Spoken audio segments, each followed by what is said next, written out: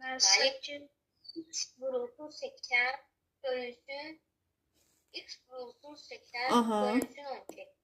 Əla. X vurulsun 80 bölünsün 100 bərabərdir 12. Bəlkə belə olur. Hə, bəli. Aha. Hani bunu hesabla görüm neçəyə deyəcək.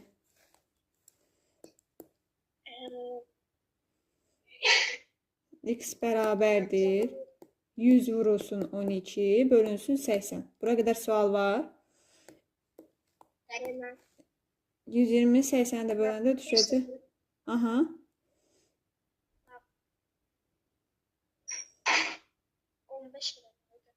15 düzdür.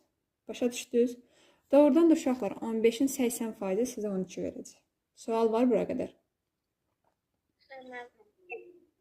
Hər şey aydındır. Bəli. Bəs yaxşı.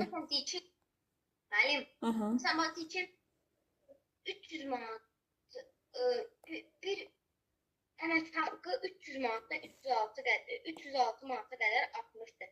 Əmək haqqı neçə faiz artmışdır? Baxın, bizim əvvəlki maaşımız 300 manat idi. Artıb olub 306 manat. Elə olanda biz ikinci maaşdan çıxırıq birinci maaşı, bölürük ilk maaşımıza. 300'ə vururuq 3%. Aydındır.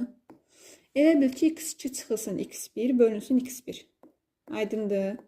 O da edəcək 600 bölünsün 302. Deməli, maaşımız neçə faiz artıb?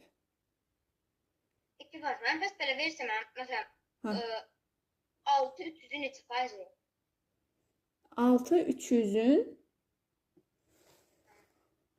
6 300'ün neçə faizidir? Bu zaman biz nə edirik? 6'nı bölürük yenə 300'ə, bölürük 100, vururuq 100%'də İsmail. Ədədin hansı hissəsidir deyirsə, 6-cı sınıf kitabında, qayda kitabında verilib. Keçməmişik hələ biz onu səndən.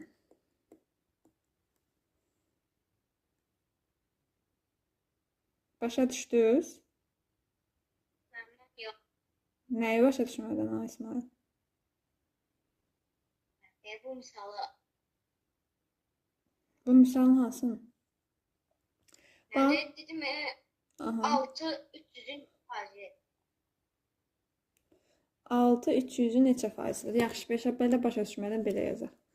300 özü 100%'dir. 300 100%'dir də. Yeni bir ədəd ortaya çıxıb. 6. 6 300'ün hansı faizidir mən bilmirəm. Ədədin altında